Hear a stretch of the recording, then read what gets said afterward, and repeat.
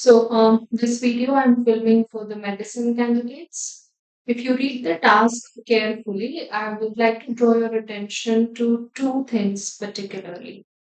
First thing, if you read the background, it says you have examined the patient and diagnosed eyelid myoclonus.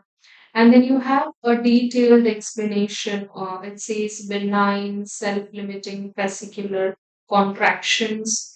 Now, always understand that whatever medical terminologies are given in the card are given for your understanding. You don't necessarily need to use the same detailed description while explaining it to the patient. Okay, because this card has been written keeping in mind that a doctor will be reading it. So, therefore, there are medical languages and medical explanations. But when you are explaining to the patient, you have to consider that they are a layman. So, they don't know these names of the muscles. And also, the word contractions would sound a little technical if you can simplify that to just this spasm. Also, here they have used two more terms, benign and self-limiting. So that is also for patient. It is difficult to understand what is benign. So instead of using the term benign, you can explain that it is not serious condition. And for self-limiting, you can say that it resolves on its own. It doesn't generally require any treatment and it is not a chronic condition. Another important thing to note here is the last bullet point where it says suggest taking other measures in the meantime. And there it says reducing stress. Now, for this is true for all the role play cards that the card will be just giving you a hint and you need to expand further on it. So when it comes to chunking, most of you think saying firstly is chunking, but it is not. Chunking means taking up a point and elaborating it in about 3 to 4 sentences. And while you're elaborating it, you should also consider what the patient has said earlier to make your explanation more personal for that situation. So please note how I have expanded it further and how I have tried to personalize that advice for the particular patient rather than just giving the general advice. Another thing here is if you see it says better nutrition, but the card doesn't anywhere tell you to ask them about their nutrition. So one thing you can do here is before you go on to give advice, like we have been told that before giving any advice, you should check the patient's perspective. So one thing you can do here is finding out what is their current diet like, what is their current nutrition status like, and then tailor your advice according to their situation. So while you are watching this video, please keep the card in front of you and see how I am fulfilling each of the tasks. As always, it might be longer than 5 minutes because my aim here is to explain you how to expand details further. Shivani, I'll finish looking at your eyes and let me assure you, there is nothing very significant. Before I explain the findings in detail, I have a couple of more questions. Yeah, sure. How has your life been in general in terms of work and family situation? Well, the last few weeks actually have been very exhausting. So I recently got promoted as the head of the sales. Okay, that's great. Yeah, but then this again means, I'm more responsive now. I'm more accountable to things. So again, I have to work with a team of 150 people. Okay, so it has kindly been quite stressful of late. Okay, yeah, that's obvious. Getting things done from others is always more difficult than doing it yourself. Yeah. What I have noticed in the examination is that, as you explained, there is this continuous twitching of the muscles in the eyelid. And according to my observation, it is happening because of the spasm in the muscles of your eyelid. In medical terms, it is known as myoclonus, just a fancy term. Have you heard of it? Never. Okay, so I'll explain it to you in detail. Basically, this condition, is due to the constant spasm of muscles in the eyelid. Okay. We do have these spasms, but then they don't last very long. In this condition, these spasms can last for about 10 minutes. And as a result, the person with this condition might experience irritation. And, due to distraction, they might feel irritated because of constant twitching. The common cause for this condition could be the increased amount of stress or extreme tiredness. Okay. And another possible reason could be the nutritional deficiency. But as you explained in your case, it seems to be more due to the stress that you have been experiencing recently. I know this is a lot of information to take in. What question does this leave you? Well, honestly, this all, hearing this is quite overwhelming. Mhm. It just sounds quite like a very serious problem. See, um, let me explain you that this condition can be managed very easily with some basic lifestyle modification. It is not as serious as you think. Mhm. Would you like to, think about it? Like, also, what comes to my mind right now is like, is there something wrong with your neurological health? Yes. So you're worried that it could be something due to the problems in your nerves, isn't it? Maybe. Yeah, your concern is reasonable here. But when I did the examination, I couldn't find any other abnormality except the twitching.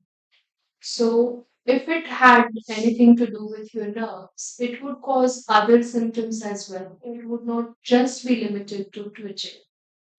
So, in my opinion, at this stage, we don't really need a specialist opinion. We can just go ahead with some lifestyle modification. How does that sound? Mm, Like, doctor, honestly, as I just told you, I have recently got promoted, and I really don't want to take chance with my health. So, like, would it be okay if I can consult a specialist? We could consider that option, but if, as I said, if you were having any other significant environments, let me explain this to you in more detail. So you explained that you had this increased amount of stress after your promotion, which was a month ago, and you have been experiencing these symptoms for a month. So there is a correlation between, how the increased amount of stress has caused this condition. And there doesn't seem to be any other serious problem. So, in my opinion, we should first try with some simple lifestyle modification. And if that doesn't work, we might consider specialist opinion. Is that all right? If you insist. So, would you like to explore the lifestyle modification? Okay, yeah, sure. Okay. So the first thing is, as you explained, there is a lot of stress. So we really need to make sure that we are able to kind of reduce the amount of stress you are experiencing.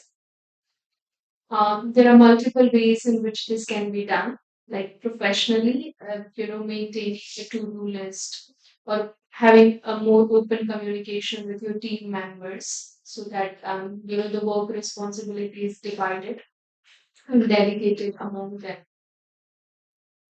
Personally, other things you can do is doing things that you enjoy the most. Right? I know that a lot of work stress doesn't leave you with any time. But then, if you could take out some time for relaxation, maybe just enjoying some sport or going for a stroll, whatever you like, that would help you with, getting back to your routine life and get rid of the stress that you have been experiencing. Is that doable? Well, with this busy schedule, I'm not sure, but maybe I can just try and fit in some time. Yeah. I hope you can see how this is taking a toll on your health. Yeah, I do understand this. Well, I'll see if I can balance it. Yeah. Another thing to do is making sure that you get adequate sleep for about 8 hours each day and making sure that it has a peaceful sleep. So, trying to get rid of that cycle of overthinking just before going to bed could also be helpful in reducing your symptoms. Right. And finally, as I said, it can sometimes occur due to nutritional issues. So I was wondering if you could tell me more about your current diet. Again, it hasn't been as healthy as it should be because, due to the busy schedule, I just happen to eat in the office canteen. So it's not very healthy at the moment. Okay, so I can see that your work doesn't leave you with any time for cooking. Isn't it? No problems. Even if when you are eating at the canteen, you should try choosing more healthier options. Maybe you can try incorporating more vegetables in the form of soup, more fruits or fruit juices, and also, anything and everything that helps you with more minerals and vitamins. So, because the eye or the health of eye is closely related to certain vitamins and minerals, making sure that you have balanced diet would also help with the symptoms. Okay. I know this is a lot of efforts, but then this would definitely help you with your health. Yeah, hopefully. So before we wrap up, do you have any other concerns? Well, no, I think I have all my doubts answered. Okay. That's fine. Thank you. So what we will be doing next is I'm arranging another appointment after a week. We will see how things are going on, whether these minor changes are helping you with the condition or not. And if there is no improvement, next week we will certainly consider the specialist. Okay. Okay.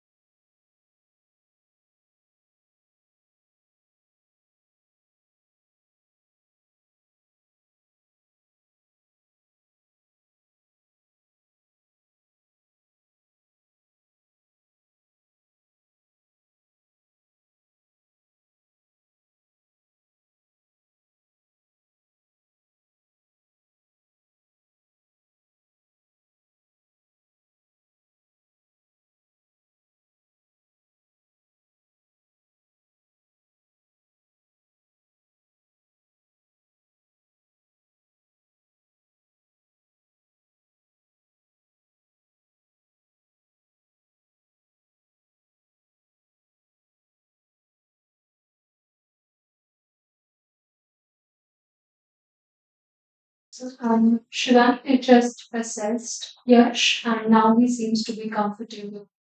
And I believe you can take him home now, if that's all right. Let me know if you have any concerns.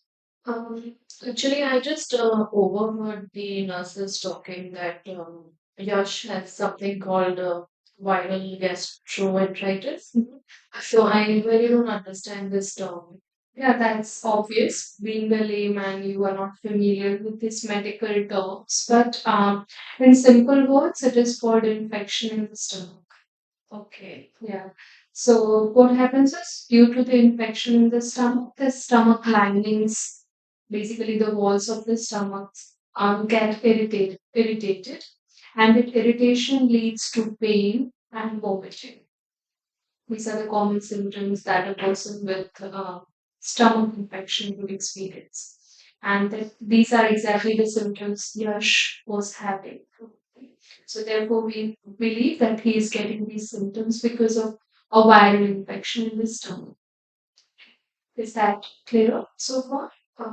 Yeah, but I was just thinking it's just four, Mhm. and I'm quite curious, like, what might have caused this to a kid of four? Yeah, sure. So I'll explain the causes in detail. So this kind of infection can happen due to various reasons. The first possible reason could be getting in touch or coming into contact with someone who is having the infection. Maybe through sharing food with them or maybe touching, their food or their vomiting or some excreta. of an infected person generally causes this type of infection.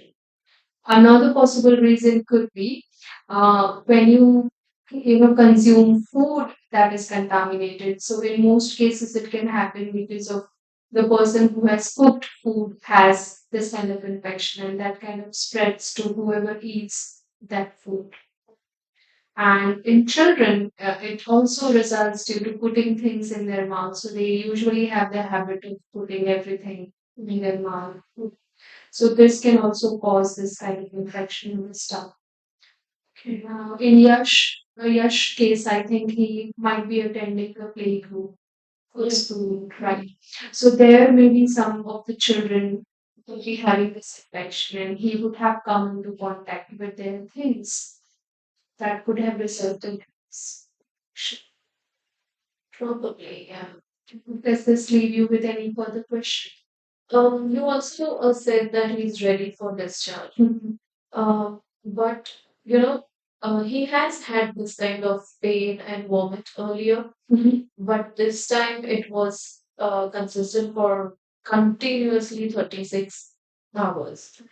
So, uh, so I feel he's still very weak. So I think he still requires more observation.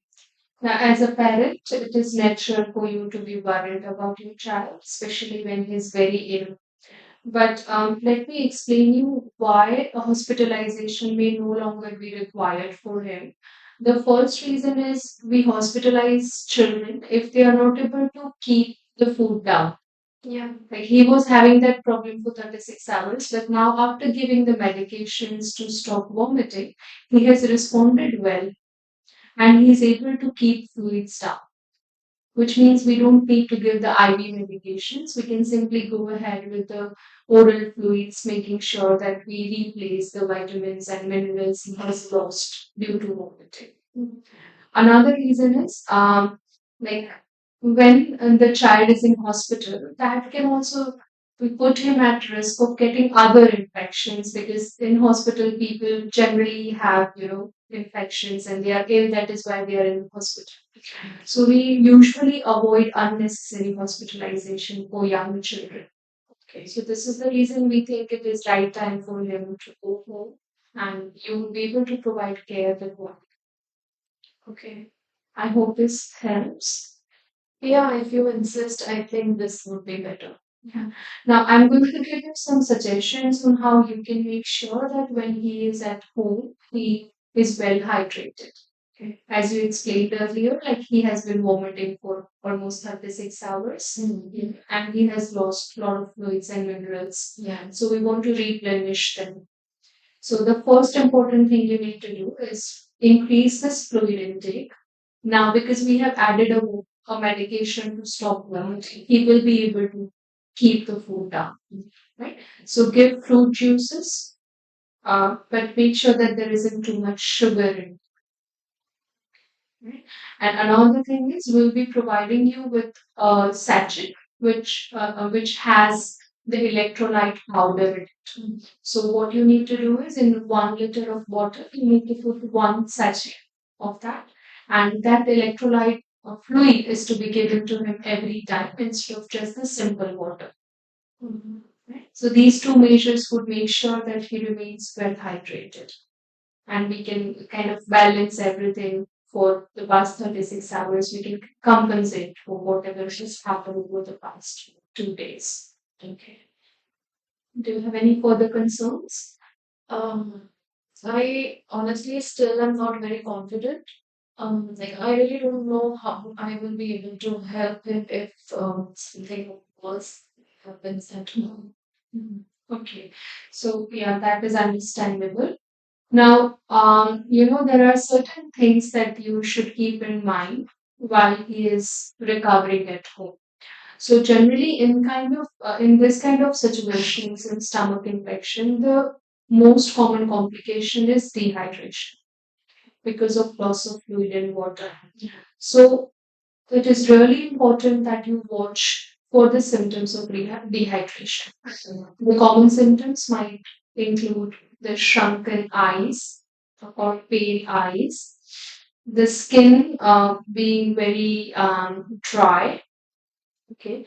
If you notice that Yash is kind of very tired and lethargic, if he's not playful, and if he's demanding a lot of water, the increased thirst, these could be possible symptoms of dehydration.